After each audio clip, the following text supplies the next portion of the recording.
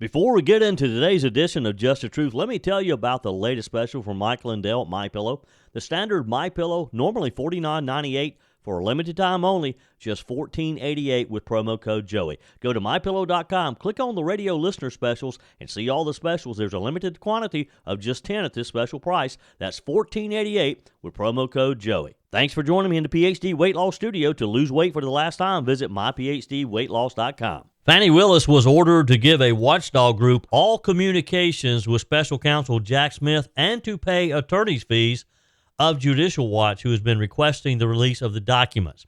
We'll dive into this today. In another major court win for Donald Trump, an appeals court ruled the U.S. can deport illegal immigrants despite local objections, and that those local governments cannot try to obstruct the operations.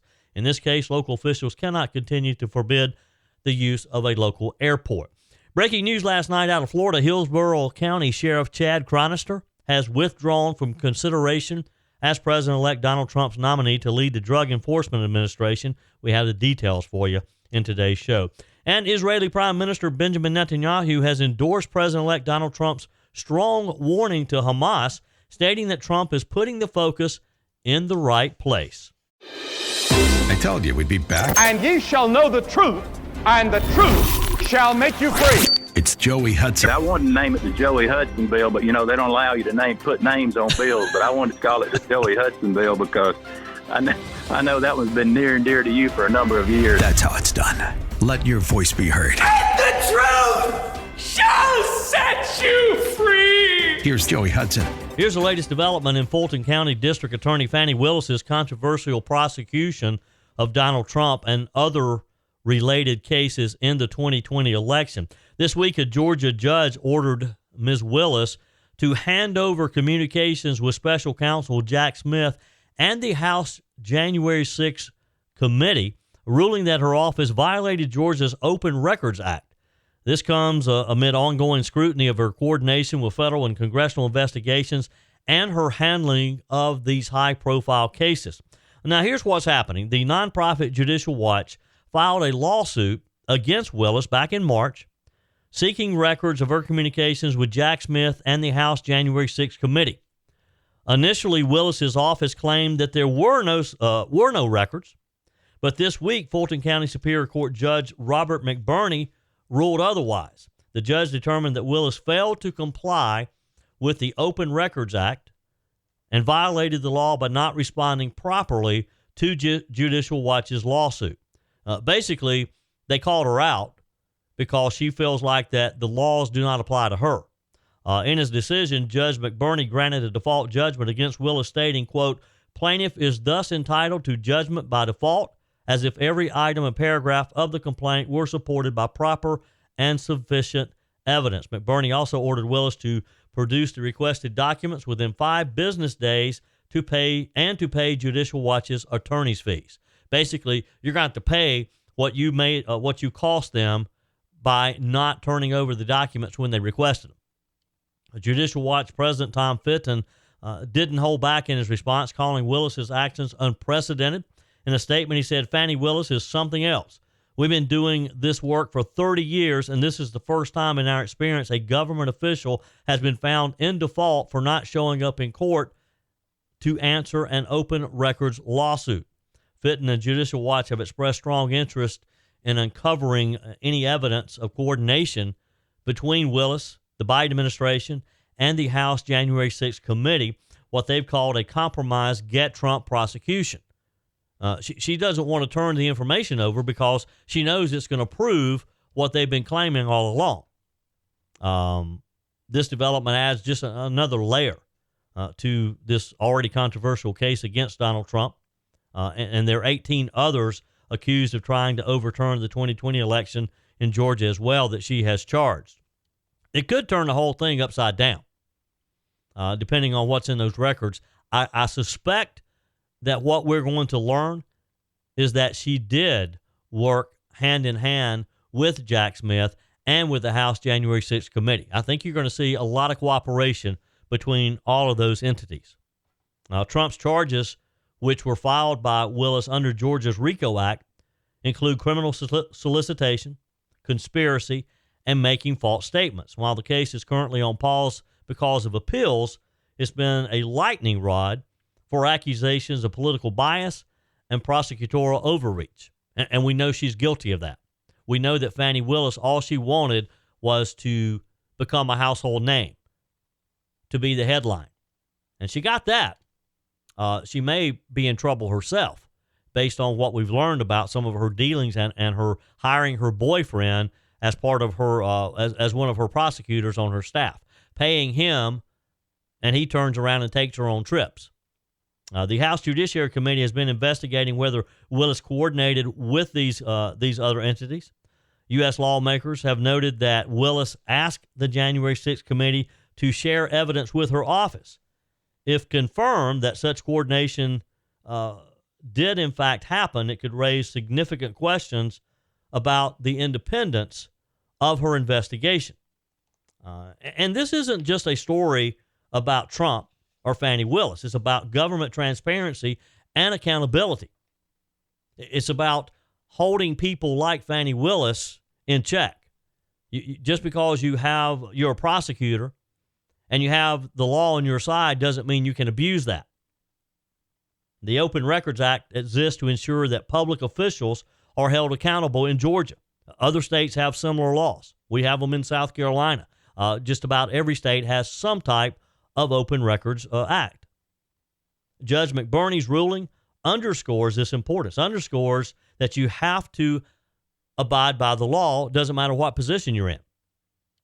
For critics, the ruling validates concerns about Willis's handling of the case. It raises questions about whether her office has been fully transparent, which I suggest it has not.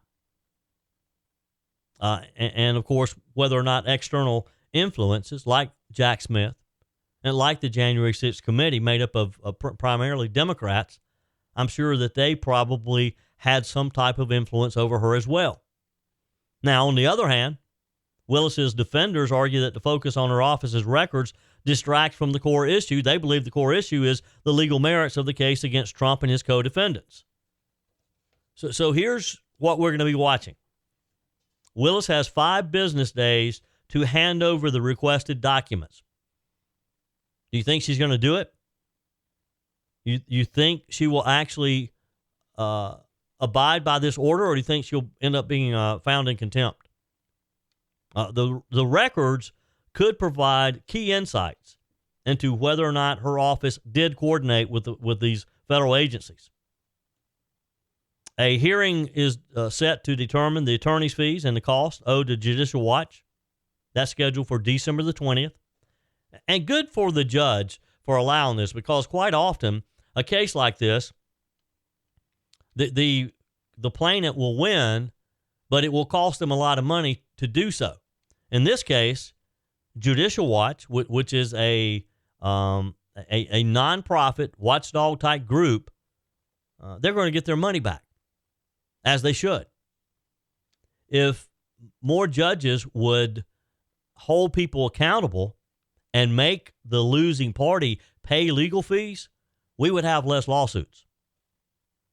Now, the ruling doesn't directly affect the charges against Donald Trump, but it could influence public perception of the prosecution, and it could provide evidence for his legal team as they argue for the case to be dismissed or at least further delayed.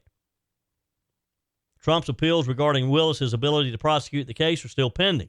The outcome of these appeals could significantly impact where this case heads.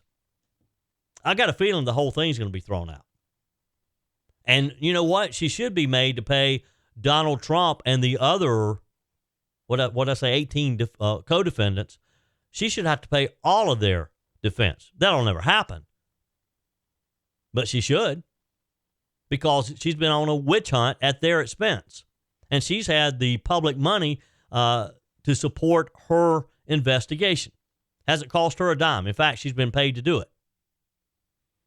This story highlights the tension between the pursuit of justice and the need for transparency.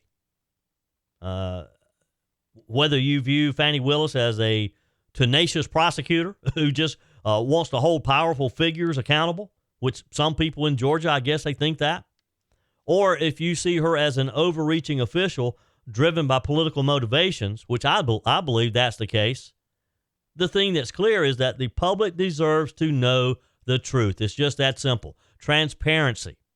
We should be able to see those records, and we shouldn't have to file a lawsuit to see them.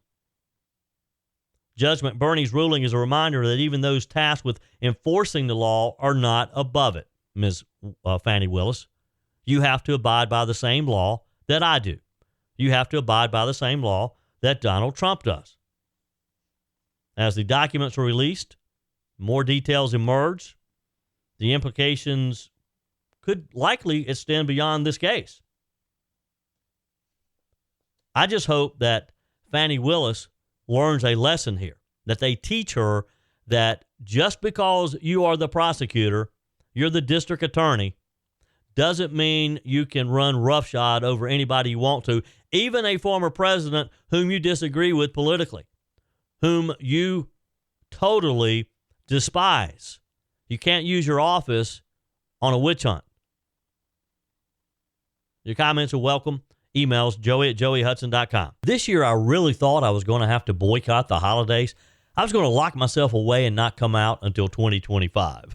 But after finding PhD weight loss, you can bet I'll be at every holiday party I'm invited to. That's because PhD weight loss helped me take control with great confidence, support, and my new healthy body. The best part? PhD weight loss did it all without harmful drugs that keep you dependent on them to maintain your weight loss. It's a natural, medication-free approach to weight loss crafted to naturally diminish food-related thoughts, hunger, and cravings, making your weight loss journey more sustainable and enjoyable. Take it from me, I lost 33 pounds. The PhD weight loss program teaches you not just what to eat and when, but also how to think differently about food and finally let go of those cravings and get rid of the hunger naturally.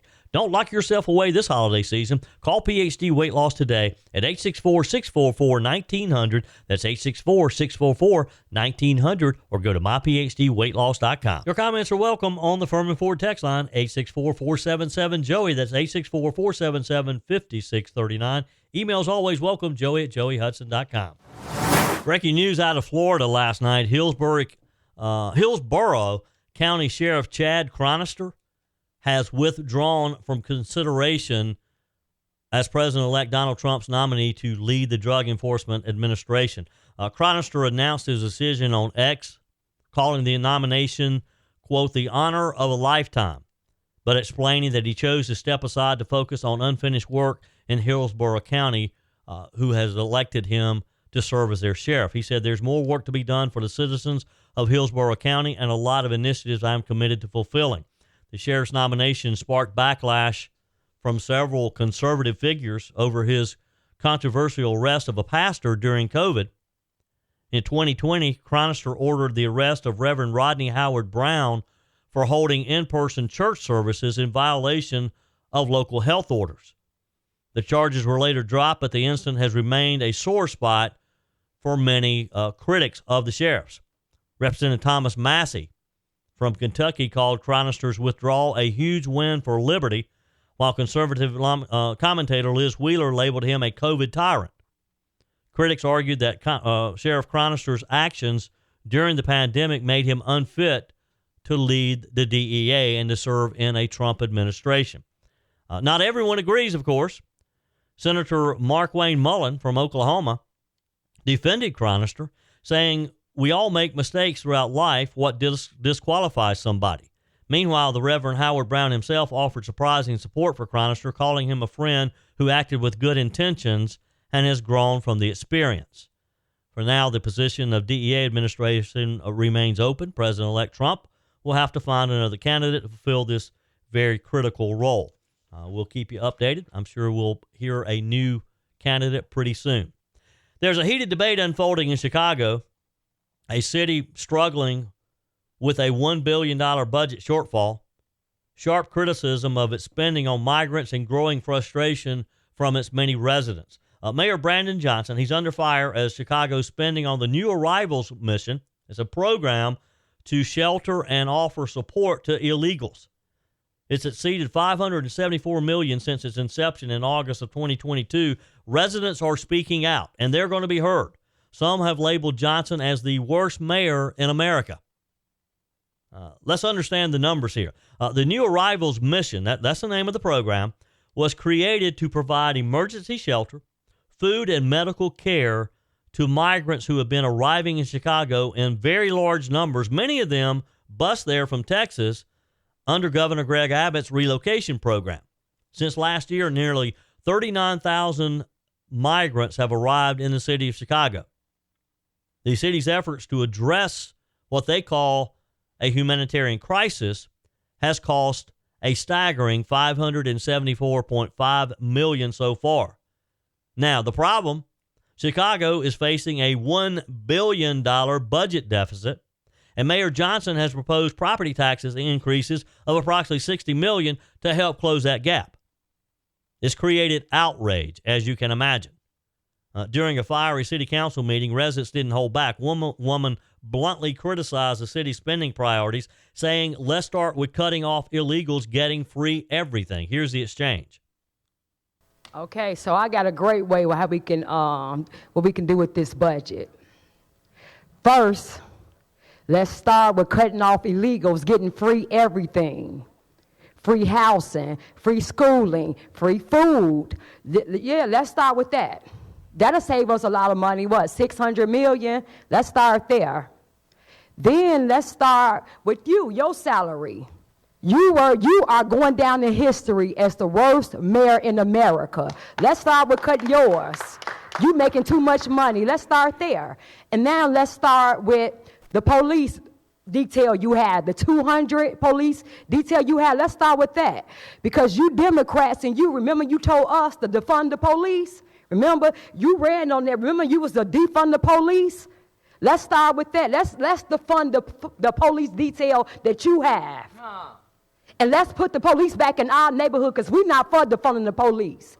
We need the police. So let's start with all the Democrats, because y'all policy, what y'all push in our neighborhood, defund the police. So all y'all that got police details and got police presence around y'all house, let's start with cutting that. That'll save a lot of the money. So won't you just practice what you preach? Remove all the details. We saw you coming in today. You had all the police presence. So let's take some of that away. And then let's start with and I'm asking you all, and I'm telling you all, aldermen, whatever property tax hike he's proposing, or whatever taxes he's proposing on the Chicago citizens, I'm letting y'all know for real. And now, if you all vote on anything to raise our taxes or anything, because we are already suffering, homeowners, you all will not be in those seats. And she's just one of many who showed up for that city council meeting. You can't blame them, can you? To sit back, and this is what I've been saying all along, how the people in these cities like Chicago, like New York, like Boston, like Denver this week, where the mayor has said he's willing to go to jail to defend these illegals. The residents are going to push back, and these local mayors, these local city administrators, they better wake up. They should learn from November the 5th that the people of America are fed up with this type of thing. They're tired of seeing their tax dollars spent to take care of these illegals at their expense. Another resident, an immigrant who came to the U.S. legally, expressed her embarrassment.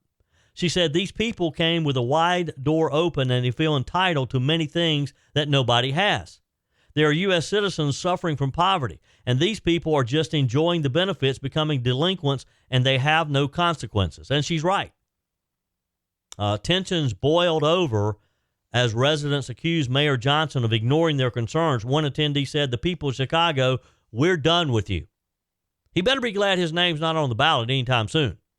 He better hope that these people will forget. I don't know that they will. They're pretty riled up about the whole thing, as they should be.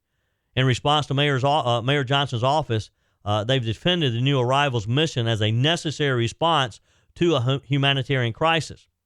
The city has provided temporary emergency shelter, urgent medical care, education, and resettlement support for migrants. Johnson's team has also pointed out that Chicago has received the third highest number of asylum seekers among major U.S. cities, following New York City and Denver. Well, you've received those because you basically invited them. You've opened your doors, and now they're there. You got to learn to deal with them. Your comments are welcome on the Furman Ford text line, 864-477-JOEY. That's 864-477-5639.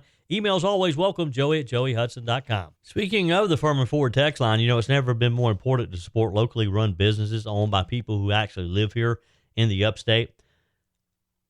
Let me take a minute to talk with you about our friends at Furman Ford. If you're looking for a new vehicle, maybe a great pre-owned vehicle, one you can trust, or maybe you're looking to order that special vehicle.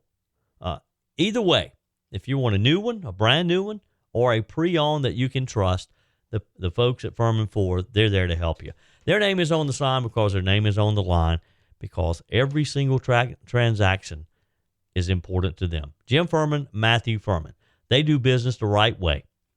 When you stop by, when you give them a call, or maybe when you just send them a quick email, you're always going to have access to a member of the Furman Ford family. And by the way, they also offer great service, and you're not going to have to wait weeks and weeks to get it done. And you do not have had to purchase your vehicle at Furman Ford. Doesn't even have to be a Ford. They service all makes and models. Visit my friends at Furman Ford online at furmanford.com, furmanford.com. Before we leave the topic of immigration, and look, that's a topic we talk about just about every day, because it's something that affects every single one of us. And it was top of mind on the recent elections. That's one of the reasons that Donald Trump won the entire nation. That's why he turned the map of the United States red and hit record numbers, because people are just tired of seeing our resources, our communities, our emergency rooms, our schools overburdened because of people who just should not be here. And we have to be kind. I understand that. But we're not doing them a favor by broadcasting our open borders like the Biden-Harris administration has done these past almost 4 years. And then they get here and we can't take care of them. And it hurts our own people. I mean, like the situation in Chicago. There are a lot of poor people in Chicago who are out in the cold now, who are U.S. citizens, and we can't take care of them. We can't house our own. So how are we expected to feed and house the millions from other countries? We can't.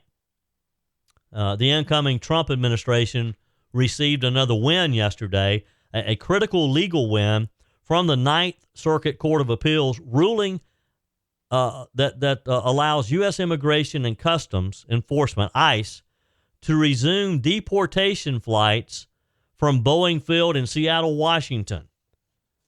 This ruling shows a major shift in the immigration landscape as President-elect Donald Trump prepares to take office. It's a case with significant implications for local federal relations and for operation efficiencies for ICE and the broader debate over immigration policy throughout our country. So here's the story. In 2019, King County Executive Dow Constantine issued an order effectively banning ICE from using Boeing Field, which is a public airport in Seattle, for charter deportation flights. This forced ICE to relocate their operations to a nearby city in Yakima, Washington, which is significantly farther from their Northwest Detention Center, which led to increased operational costs and security concerns because they had to bus these people even further. The U.S. government sued King County in 2020, arguing that the order violated the terms of a World War II-era contract that guaranteed federal use of the airport. The government also claimed that the move discriminated against ICE, impeding federal operations. And I would bet that airport, like all airports, receives a lot of federal dollars as well to operate. And they denying ICE the use of the airport to fly illegals back home? Well, it's not going to happen any further because last Friday, The Ninth Circuit Court of Appeals sided with ICE, ruling that King County's actions were discriminatory and violated the contract. Judge Daniel Bress wrote in the decision, "This is not a situation in which King County officials are being conscripted into carrying out federal immigration laws. Instead, the United States is asking King County, in its capacity as the owner of a public airport facility, to lift a discriminatory prohibition." The ruling not only allows ICE to resume deportation flights, but also mandates increased transparency, including public video feeds of deportation flights and a log of such flights posted on the county's website. This legal victory comes at a very important moment, as President-elect Trump has promised to ramp up deportations.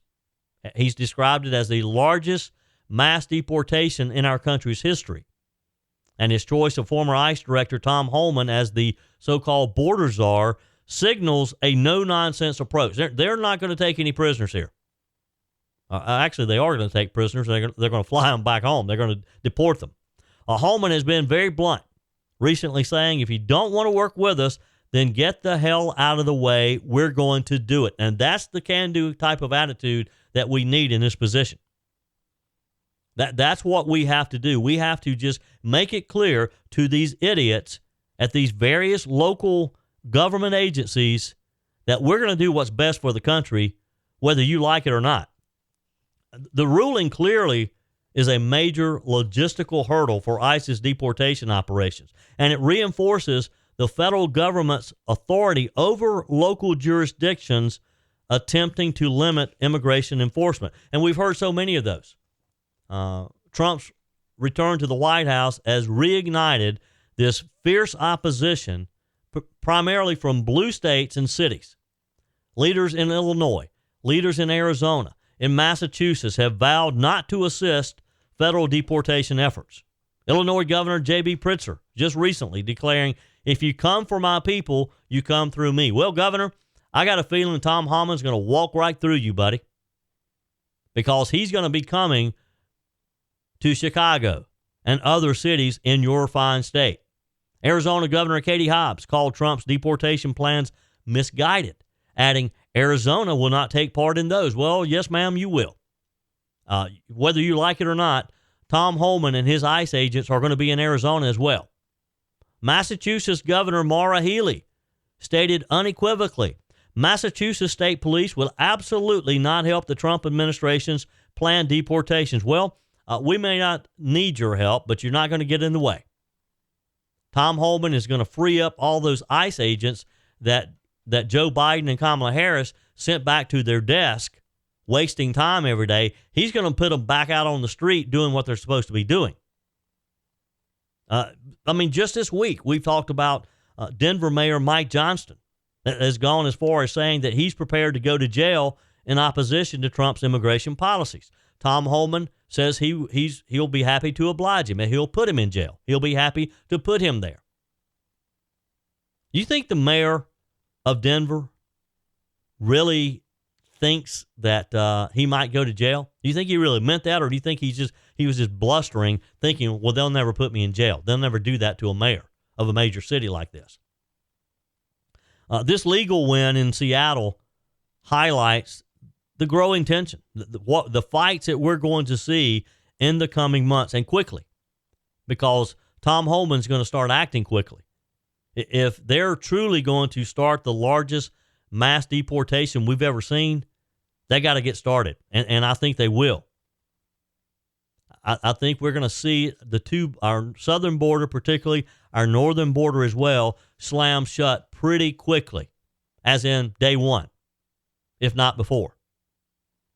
For ICE, the ability to use Boeing Field in Washington, in Seattle, restores a very critical logistical advantage.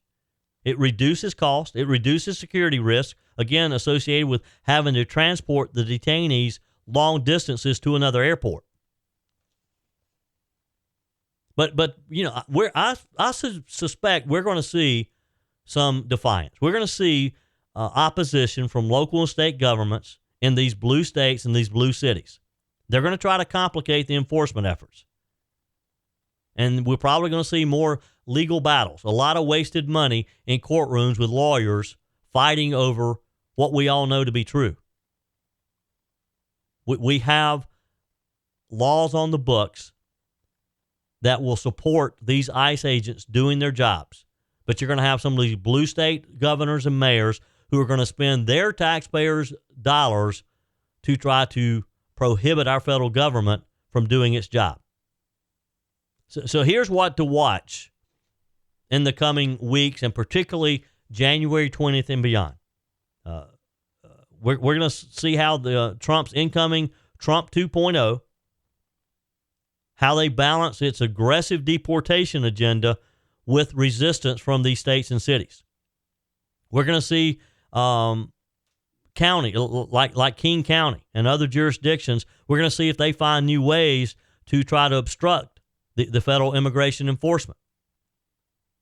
We're going to see courts like the Ninth Circuit require public video feeds and flight logs. We're going to see all this information opened up to greater public scrutiny, potentially fueling further protest and legal challenges, though. And we're going to see governors like Pritzker and Hobbs vowing not to cooperate and doing everything they can to obstruct the Trump administration and test the limits of federal authority over local authority, over state authority. But this ruling from this Ninth Circuit is a significant win for federal immigration enforcement and the Trump administration's agenda. It lays bare the deep divisions in how America handles immigration and how Tom Homan and Homeland Security, how they implement this mass deportation. You could look at this as a reaffirmation of federal authority and operational efficiency. For those who oppose it, they're going to look at it as a step backwards in the fight for local autonomy and immigration rights. And, I find myself on an odd side of this argument because typically I think the least federal interdiction, the best, because I'm a local person. I think that local government serves its people's best. And when we can keep things on the state level, on the local level, it's always better than the feds meddling. But in this immigration issue, I don't think that's the case. I think the local governments need to get out of the way and let Tom Homan and his ICE agents do their job. Do the job that the people said on November the 5th they want to see done. Whether you're replacing a broken appliance or maybe you're just upgrading, you're totally remodeling the kitchen, when it's time to get those new appliances, when you're ready for them, you don't want to have to wait weeks or even months to get started using them, right? Well, that's not the case when you shop with my friends at Discounted Appliance Warehouse. With over 11,000 square feet and 1,500 appliances at any given time, you can buy today and use today quite often. I'm talking about shopping with my friends at Discounted Appliance Warehouse in Pickens. It's worth the short drive over to Pickens. Jeff, Johnny, Kyle, the whole team over there, they'll take good care of you. They have an award-winning service department, expert installation, extended warranties, and at Discounted Appliance Warehouse, they treat you like family. You're more than just a credit card swipe to all the team over there. Discounted Appliance Warehouse, they're proud to offer Speed Queen, the only washer and dryers with manufacturer's warranties that cover parts and labor. You owe it to yourself if you're looking for a new appliance to head over to Pickens to Discounted Appliance Warehouse online at dawpickens.com, dawpickens.com. Let me take a few minutes to share some of your text messages. I love your text messages, your emails, joey@joeyhudson.com. Texter says, unless major changes are made, the Biden family is having their heaven only on earth. Sad to think this family is so evil. And yes, Jill is likely the leader of the pack. Texter, I seen the DOJ is maybe having issues with the pardon of Hunter Biden. Some saying the charges can't be overturned. Any validity to this, or is it just speculation? I would love to see justice being served on the Biden crime family. Yeah, there's been some speculation, and there was a scathing 5-page ruling from federal judge Mark Scarcey on the pardon of Hunter Biden, and particularly he's out of the California district, and he particularly is calling into question the pardon and some of the language that Joe Biden used in relationship to the California tax evasion case, saying that that Joe Biden misrepresented some of the things that he put into the pardon, and how he represented what was being done to Hunter as being purely political. We'll get into that in just a minute. But as far as is there a way that the pardon can be undone? No. The pardon's done. That's it. Hunter Biden is going to walk free regardless of what some of these courts, what their response is. Texter Joey, Hamas may not care for life. That's only as long as it's not their life. Al in Union. Thank you, Al. I think you're responding to, I said yesterday that Hamas, they don't care for life. They don't respect life. To be killed in a war like this they become martyrs.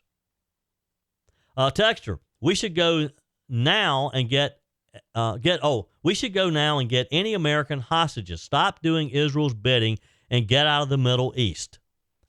This in response to, of course, President Trump issuing an ultimatum to Hamas saying, "Hey, we want our hostages before January 20th, or you're going to pay for it." Texter says they're going to release the hostages just like they did right before Reagan took over. And, I suspect that that's what Donald Trump hopes will happen. Iran knew that with Ronald Reagan, he was going to be a strong president.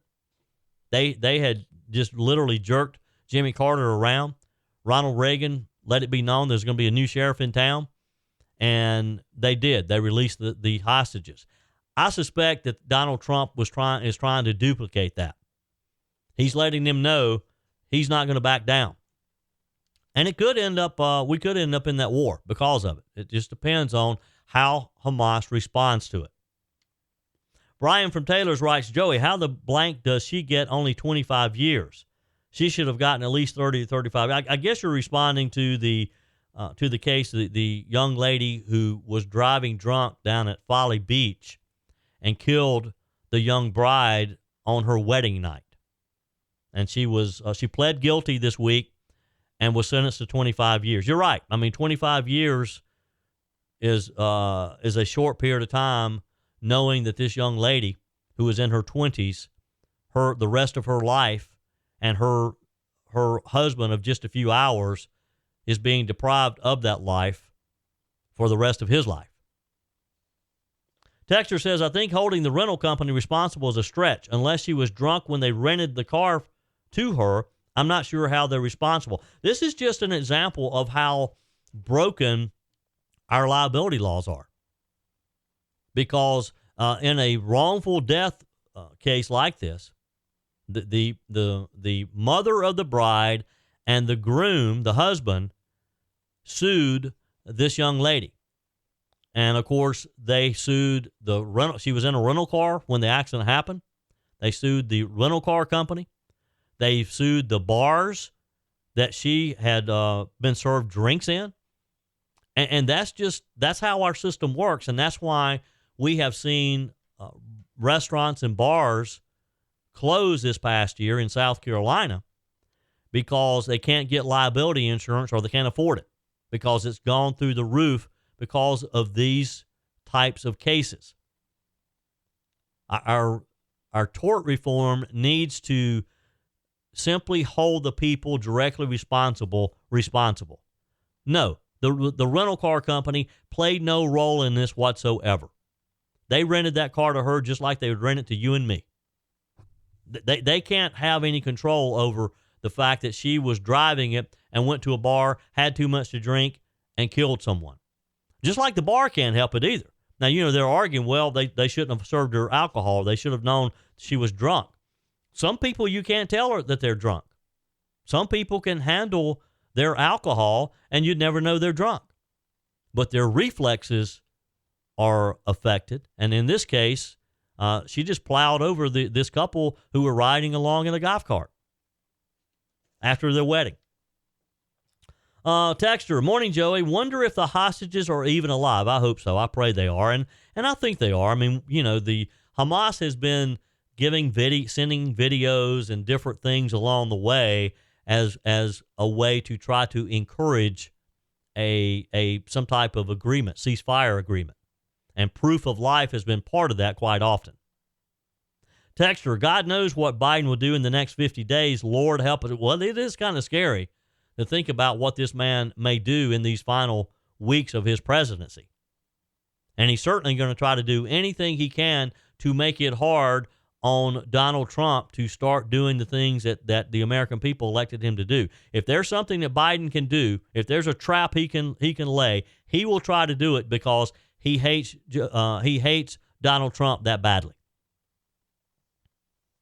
Texter says, good morning. I think if Biden pardons Trump, then he might have 80 million people on his side and forget about Hunter. Wow. Yeah. Look, you feel like you're living in a twilight zone with some of these things that Joe Biden's doing these days and some of the conversations that are being had among Democrats. Look, they're fighting among themselves right now, so we have them right where we want them, right? So back to this 5-page ruling. We have a few minutes here left to talk about, and I know we've talked about the pardon, Hunter Biden's pardon all week, but this ruling by federal judge Mark Scarcy is quite interesting because it highlights inconsistencies between the president's public statements and the legal facts, according to the judge. Judge Scarcy didn't hold back. He accused the White House of justifying the pardon with false and offensive reasoning, he wrote. So what does the ruling mean for Hunter Biden, the courts, and the political narrative surrounding this controversial pardon? The key points of Judge Scarcy's ruling, the California federal judge, he's the one overseeing Hunter Biden's tax case. He pulled no punches.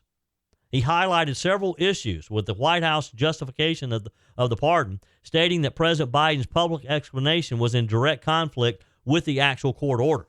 He said the president asserts that Mr. Biden was treated differently from others who were late paying their taxes because of serious addictions. But he is not. Mr. Biden admitted that he engaged in tax evasion after this period of addiction. The judge also dismissed the claim that Hunter was singled out because of his family ties, pointing out that the two federal judges had explicitly rejected those arguments, as did the investigation led by Attorney General Merrick Garland and Special Prosecutor David Weiss. Scarcy called out the absurdity of Hunter's legal team filing a motion to dismiss the indictment by simply attaching the press release. Now, I wasn't aware of this, but evidently, rather than writing the order and giving an actual copy of the pardon, they sent a letter requesting the judge to dismiss and just attached a press release, a copy of a press article about the pardon. That's typical of the Biden operation, isn't it? That's it for today's show. Tara's up next, followed by the Mike Gallagher Show, Bill Frady's Show, and Charlie James in the afternoon. I'm back again tomorrow at 5 a.m. for your first cup of coffee on Sunrise, Carolina. Remember, folks, God's got this. He's still in control. That's it for today's edition of Just the Truth. Thanks for joining me in the PhD Weight Loss Studios. To lose weight for the last time, visit myphdweightloss.com. If you haven't joined my mailing list yet, visit my website, joeyhudson.com. Click on the Connect with Joey button so that you can receive our emails and the most up-to-date news. Also, join me on my YouTube channel. Be sure and like, comment, and subscribe. Just search for Joey Hudson. As always, thanks for spending a few minutes of your day with me. Do me a favor and forward this episode to a few friends. Just click on the share button and send to your contacts. We need to build an army of conservatives to win our country back, and we can do that by continuing to share the truth with our friends and family. Keep those comments coming via the Furman Ford text line, 864-477-JOEY. Email to joey@joeyhudson.com, and I love your messages on the MyPillow message line. Again, that's 864-477-JOEY, 864-477-5639. Be sure and take advantage of the MyPillow special, just $14.88 on the standard MyPillows when you use promo code Joey. Order online at mypillow.com or call 800-893-4053. We're back again tomorrow and hope you'll plan to join us. Until then, remember, God's got this. He's still in control.